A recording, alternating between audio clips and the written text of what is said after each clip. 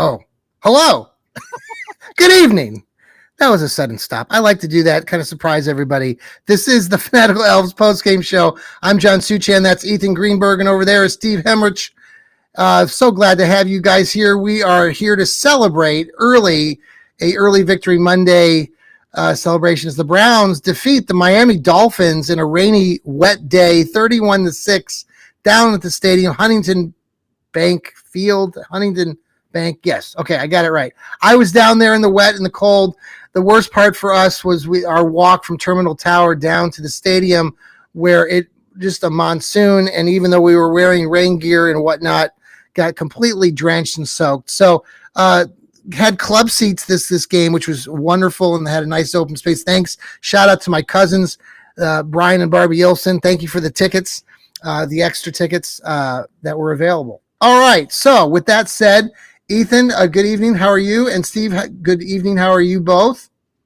I am doing well. Thank you. Always feel good after a Browns win. Yes. Well, Ethan does the Going Nuclear show for our network, and Steve Hemrich does There's a Gleam, folks. Catch their shows on a weekly basis here on the Fanatical Elves Network. We'll start with Ethan first. I just want to get your initial observations on what you saw today. What are you excited about? Any concerns? Big win, big score. Well, ultimately a win is a win. I'll take the win. We needed it in the worst way. The Dolphins are a disaster. They are a disaster. They are, in fact, worse than we are. And it was just great to get a win, but certainly there is room for improvement. The defense did exactly what they needed to do against a bad team in Miami. The offense did just enough. You didn't see a bunch of cute plays by Stefanski. We didn't see Dylan Gabriel throwing it 40 or 50 times. It was a very vanilla type of offense, but they did the job. And Quinshon, I have some thoughts about Judkins' performance. 3 touchdowns is amazing. But other than that 46-yard run, on the remaining 24 carries, he had 38 yards. Yep. I took note of that. What's I found interesting when I was watching the first half, mostly from the inside the club area, he had an 18th carry at like the 4 or 5 minute mark of the second quarter. They slowed his number of carries tremendously into the second half. Dylan Sampson, and I don't know why the hell Jerome Ford is even being handed the ball, but anyway, he had 20. Well, he had one. Yeah, he had 25 carries, I think, in all. Junkins did, but I agree with that. We can come back and talk a little bit about Junkins' day here in a minute. Steve, how are you doing again? And what were your initial thoughts on the game? Doing good. It's kind of what I expected. Miami's a team we should beat. They're not very good, and it's at home. I was pleasantly surprised to see Gabriel not drop back 50 plus times. In fact, I think if I saw it correctly, it was 13 of 18 he went. So, and like what Ethan had kind of mentioned as far as Judkins, great to see. Did you guys know, I saw this somewhere, I think on X, that he's the first player, Judkins, with since 2022 with 3 rushing TDs in a game. And here's a little trivia for you. Mm-hmm. He's the first Browns rookie with 3 rushing TDs in a game since October of 2000. This stumped me. Do you know who that rookie was that had 3 touchdowns in a game? Lee Suggs. 2000. Lee Suggs? No. Was it Travis Prentice? Yeah. Travis Prentice. EP. That.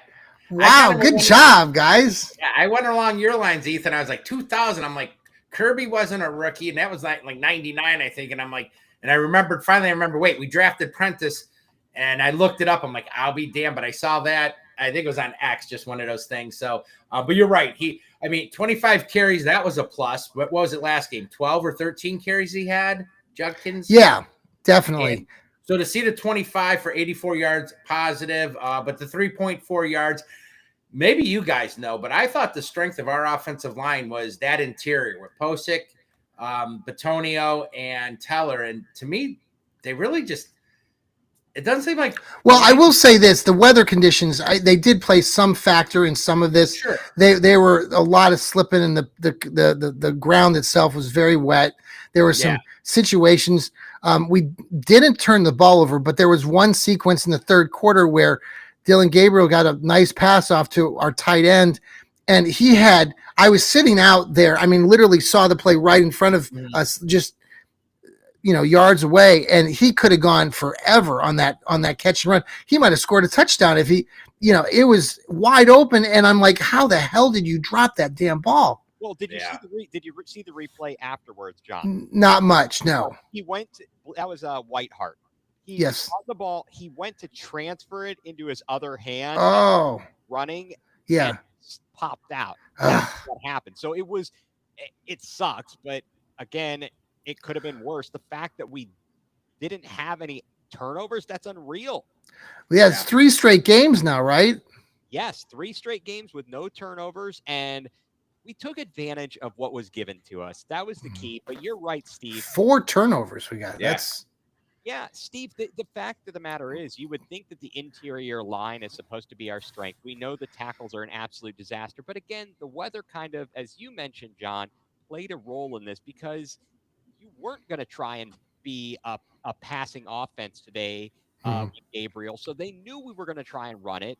At the end of, however, I will say, we got to do better than that. The block, we created no room. How many times was a guy running back, getting Judkins behind the line?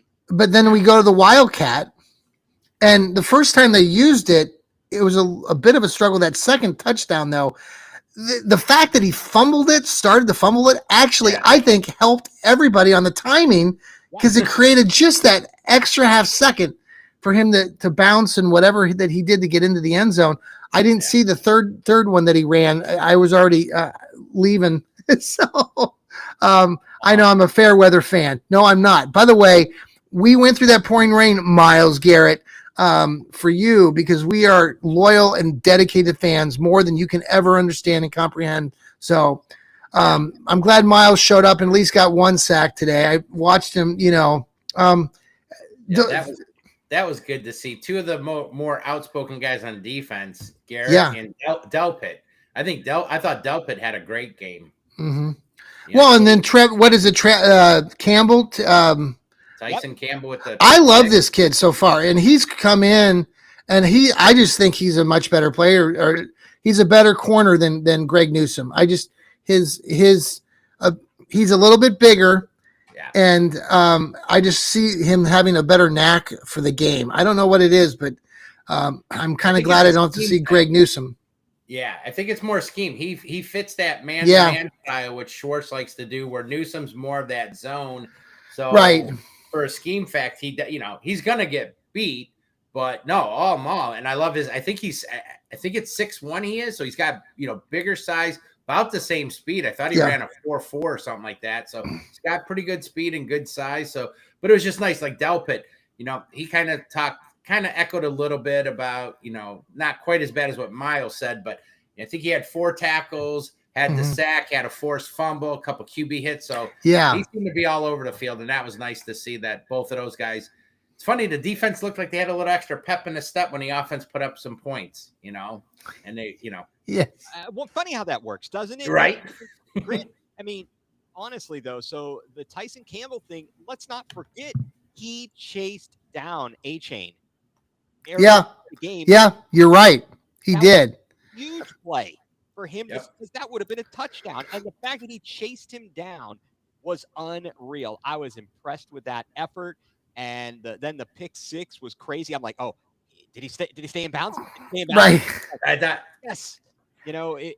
But all in all, I think the defense did exactly what they needed to do against a bad Dolphins team. Yeah. They only had, I think we got yarded, right? I mean, with the yards that we gained, I think it was 200 and some that we gained for the game. Overall, to your point, you look at the score and see that 31-6, and you're like, oh, they, put a butt whipping on them. No. I looked at all the stats, total yards. They actually did they had 219. We had 206. Right. Passing was pretty close, 120 for them, which, they were down. You expect them to have more passing yards. We Yeah. were 102. Rushing, we were slightly ahead at 104 yards. They were 99. Yeah. Can you recall? I mean, I can't recall a drive where the Browns offense like marched down the field, right? It was all based. We had 21 points on turnovers. Yeah. Right. So our first scoring drive was 11 plays, 57 yards for a field goal. That the was field goal. Yeah. And then so they didn't march down 5 plays, 83 yards for a touchdown with Judkins with the 40. Okay. Right. We did have a 10-play, 46-yard drive after that fumble on the let's see, I don't remember which fumble that was. It was 0 plays, 0. Oh, that must have been on the kickoff return. They had a fumble. Yeah. And 10 plays, 46 yards, touchdowns, which we hadn't done in the past. Right. And yeah. That was pretty much it. We had 1 play, 2 yards for a touchdown. I mean, I hear a lot of people when they're watching Quinshon Judkins talk about his style.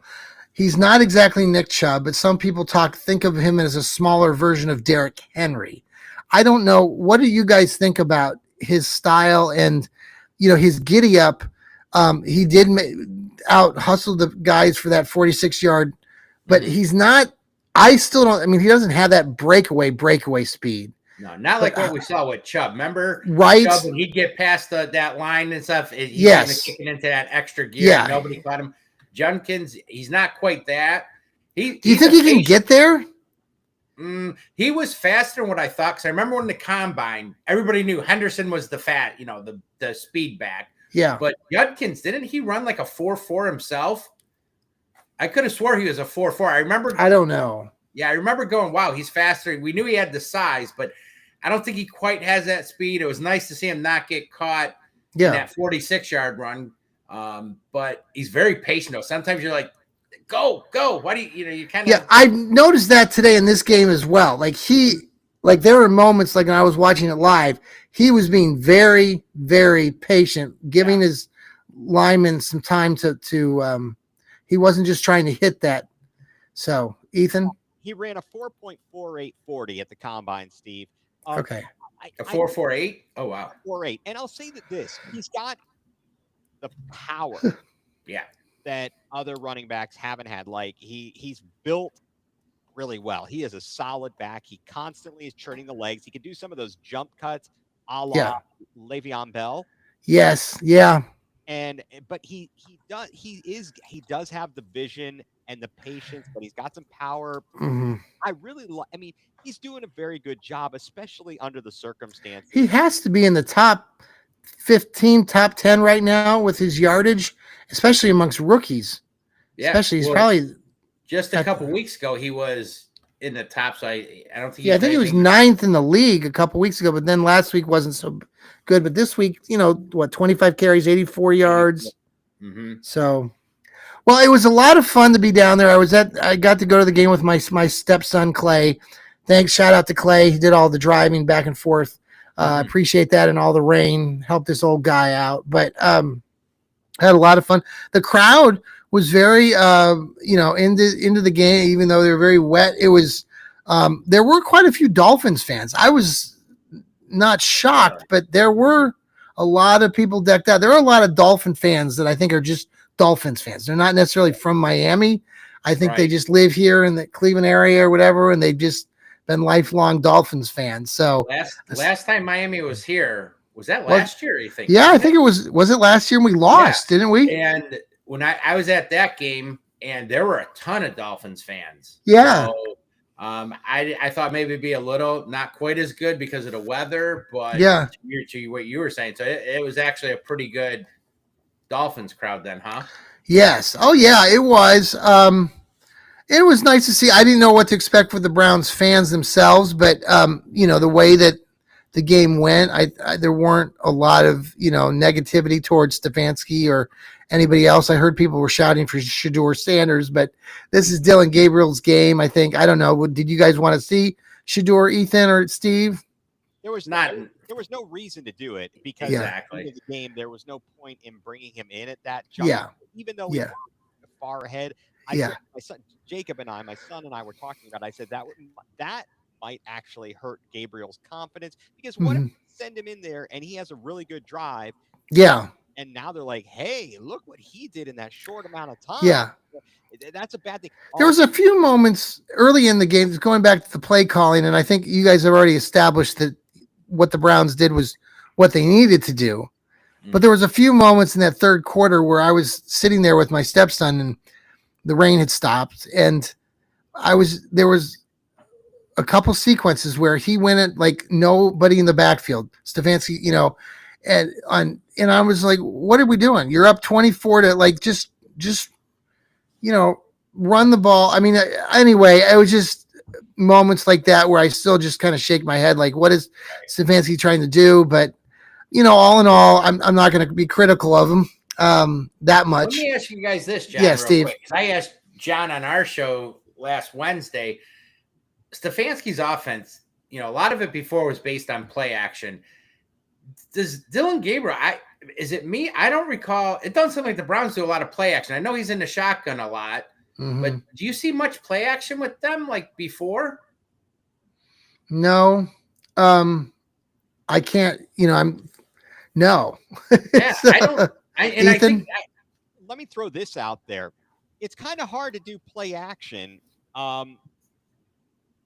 when your offensive line stinks and they don't respect you to respect the deep ball or a throw. I mean, they're playing the run anyway. It's just, I think that it's a combination of factors here. Let's wait and see how let's continue to see how this builds. Let's see how they do next week in New England and what the game plan is. Did New England win today? Oh, they beat the snot out of Tennessee. They started off slow and then crushed them. They're a disaster. Well, this is where I worry. I immediately went to the worry as a fan, because that's what Browns fans do, that I just know that the Browns offense is still not clicking. And you're going to need another outstanding performance by the defense next week against New England if you have any chance of beating New England. It's nice to get this win, and we'll certainly celebrate, and winning, like, Steve, you said at the beginning of the show, is a lot better feeling, and we're all excited about a victory Monday and having a nice week ahead. But we got New England now on the road before the bye, and boy, you really would like to see some of this carry over, but you also know it's like that offense. I just didn't see it very well, and New England's coming in hot too. Anyway, a couple stats that stood out to me. We were talking like, all in all, these stats, the game stats were pretty close. The Browns were 4 of 11 on third down. Yeah. Dolphins, I think, were 1 of 13. So, beat them there. But the penalties, a positive for us, we only had 5 penalties. Yeah. I think like 37 yards. But Miami had 11 for over 100. I forget the exact number. So, considering the turnovers we got, it was nice. I guess the best positive thing from this offense that I could, and I think we had touched about it already, was they capitalize on the turnovers, where in some of the games past or whatever, we don't. Today they did. So that's a really good option. Yeah, that's a good point. I mean, props to them to get the ball in the end zone. Did you see that story about Stefanski with the Wildcat, like talking about that Thursday? Like they didn't put it in into the playbook until because with the weather, that was just like a last second sort of idea. They ran it that first play, the first one when he almost fumbled it. Because I remember when they lined up, I was like, "What?" That in forever. That was crazy. That was just crazy. But all right, so we got New England coming up. What do you think, Ethan? What do you expect? And then Steve, let's start with you first, Ethan. Well, hey, let's pause for a quick commercial break, and we're going to talk about what's next for the Cleveland Browns.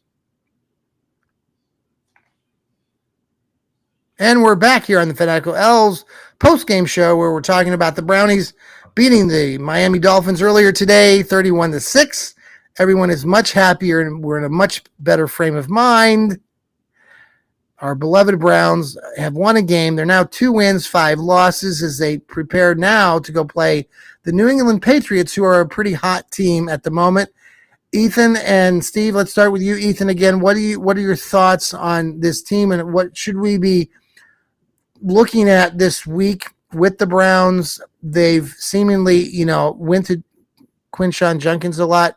Do you think it's will be much of the same as far as? Here's what I think. Yeah. I'm going to look. I'd have to look at the Patriots' overall statistics here, but what I do know is they are playing very well.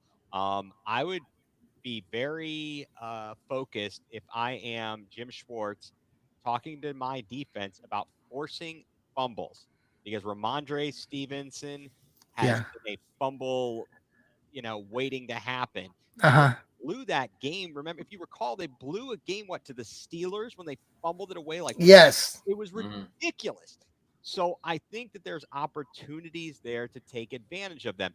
Drake May, 6 games, 73% completions, 10 touchdowns, only 2 picks, sacked 18 times. I think he's young still. Yeah. But Vrabel's going to have them well coached up. 7-point favorites, according to Mike. Thanks, Mike, for watching tonight. Yeah, I think that we're going to have a hard time. We are going to have a difficult time, but hopefully the weather won't be bad, and that won't impact the ability to try to stretch the field a little bit.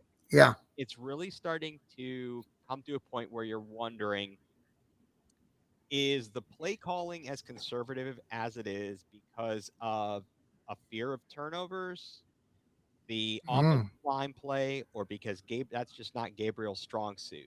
Sure. And it could be a combination of all 3 things. But the conservative approach certainly paid off today. It was the right approach. It wins the game. And I know people get pissed off because they like style points, but it's like, I want to win. I want the team to win. But they are going to have to do more at some point, or at least they got to do better run blocking. Do you guys remember? I was texting, I think, with you, Steve, about this earlier. The game Eric Mangini ran the ball with Jerome Harrison and Kansas in 2009, and they had over 300 yards rushing. Yes, they did. I was at that game. It was in Kansas City, correct?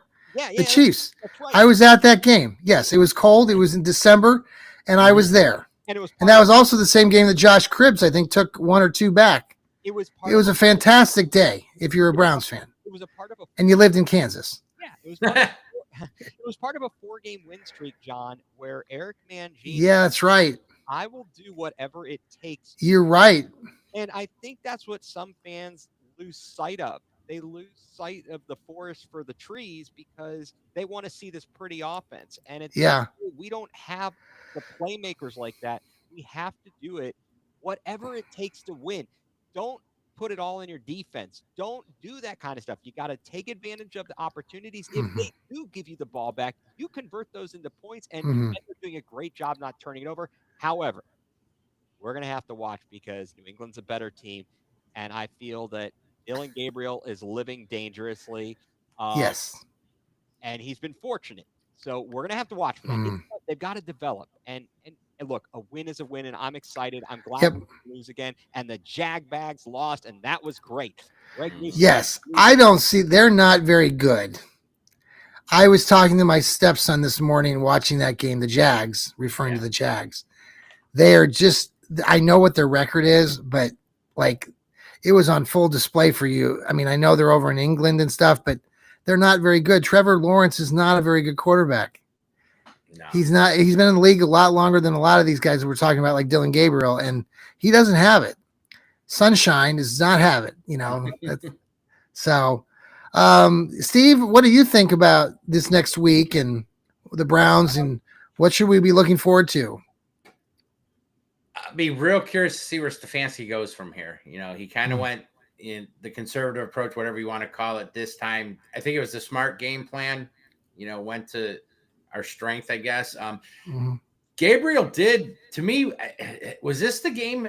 He finally threw a few balls down the field a little bit. Everything's usually short, 10, but did he take a couple shots down the sideline, like 30 plus yards? I don't. Passes there was a couple passes to Jerome. Was Thrash? Is it Thrash? Thrash got one that was pretty good. They're 0-2. They are 2 since the great Newsom trade. Yeah. I mean, it's in New England. You know, road games are always tough. They're playing way better than what I think I expected this year, and maybe Yeah. most. 5-2. The one caveat is they're 1-2 at home for what Tra- that's worth. I mean, Travion Henderson versus Quinshon Junkins. right? And Henderson, I don't know what happened, but he's kind of. I haven't heard much. It doesn't seem like Stevenson seems like he's been getting more now. Stevenson Okay. has been has been really the feature back. I know Henderson didn't he fumble, and I don't know if that a rookie thing if he sat him for that, but I mean Stevenson's fumbled a lot too. Yeah, it's actually I was kind of surprised that they have. I mean, let's see. And actually, wait a second. Let me look at this. Ramondre Stevenson, 6 games, 51 carries. Yeah. Henderson, 6 games, 41 carries. So it's not as off balance as we thought. And Henderson has no fumbles. Stevenson has. How many carries did he have today? Did he have any? Henderson? I got to pull up the box score. So continue your thoughts while I pull up the box score. Yeah. Was it the Henderson- game? I'm trying to remember. Okay, let me ask you this while you're gathering your thoughts Henderson here. had 2 One- carries. One of the 5. two. Okay. One of the comments that I saw late, and I haven't seen all the comments. I was helter skelter here, but one of the quotes I saw from Joel Bitonio after the game, something along the lines of Monday, there was a serious meeting with players, I guess, and Stefanski, or at least the offense. And from the way that Bitonio laid it out, like Stefanski basically laid down the law. Like he basically said, like he was very demanding, and it sounded like it was an aggressive Stefanski, probably fighting for his job and telling you, get your, get going here. So that was interesting. Yeah. Speaking of Joe Bitonio, he set the record today for most starts by a Browns. I think 168 was it? Wow. 168 games, most by a Brown. Is it since '99? I think since '99. I wonder how those guys feel wearing those outfits, those jerseys and stuff, like, because they were soaking wet. I mean, every one of those guys just. I wonder always what that's like, because I know it's like as a fan. I'm like, man, they have to go play a football game in that. I wonder if their feet were wet like ours. I'm sure they were. Yeah. Right? I remember playing soccer as a kid, and yeah, do you remember that? Yeah. Yeah, I was so happy to take off my drenched socks and shoes when I got back to the van, and I brought extra pair of shoes and socks for that reason, and extra clothing, knowing that I'd probably be wet. But let's wrap things up here tonight. I know we are all very happy. I think that we've pointed out some of the things that we're going to have to really pay attention to this next week. But, it's a win is a win. Like we've all said, there are 2 wins now. We'll celebrate Victory Monday tomorrow. Mm-hmm. People will be in Cleveland, and Browns fans across the globe will be in a much better frame of mind moving forward. Right. Still a lot of question marks on the offense. I thought the defense had probably one of its better days that we'll remember. I mean, 4 turnovers. Yeah. Turned 4 of those turnovers into touchdowns. Quinshon Junkins with 3 touchdowns, like you said earlier today, Steve. That was some good stuff. They said that Nick Chubb and James Harrison, like you mentioned earlier, were the only other 2 rushers to have 3 touchdowns in their rookie. No, you already mentioned the other guy, Steve, but Travis Prentice was the. But there was some stat that he equaled what Nick Chubb and James Harrison. Maybe I don't know what that is. Then it was Probably some. Had to been the touchdowns. No. Yeah, the number of touchdowns, but that would be the same as the guy that you just mentioned. Maybe they didn't do it in the rookie year. I know. Yeah. He was the first player since 22 to have 3 rushing TDs. So it would have been Chubb, right? The other one, and then James. When was James Harrison? That was the game in 2009 that you mentioned. 9? Eric Mangini. Yeah. Okay. Huh. Yeah. Well, we got a lot to break down this week, and I'm Ethan doing his Going Nuclear show. We'll have one coming up soon. Steve will be having one of his. There's a Gleam, man. There's a Gleam podcast coming up, I believe, on Wednesday for you, Steve. Yep. We're glad to have Steve. Got the new studio set up. So. Oh, yeah? Yeah. Finally wonderful. Got that set up. Yeah. So hope to be doing more. And but yeah, oh, that's we're Wednesdays awesome. at noon. All right. Well, we're glad to have you back from North Myrtle Beach as well. I'm glad that you had a nice trip out there. Appreciate Ethan, always nice to see you as well, my friend. Enjoy the next few days. Hey, Ethan, we're going to be close to you. We're going to be up in, my wife and I are coming to visit Philadelphia. How close is that? I don't even know. Not that close, but we're going to be more to the East Coast for a few days. So we're looking forward to that. So, all right, folks, again, the Browns beat the Miami Dolphins 31-6, and the Browns fans are excited as we get the win. Victory Monday tomorrow. Victory Monday. All right, take care, everybody. Got to find that music again. See ya.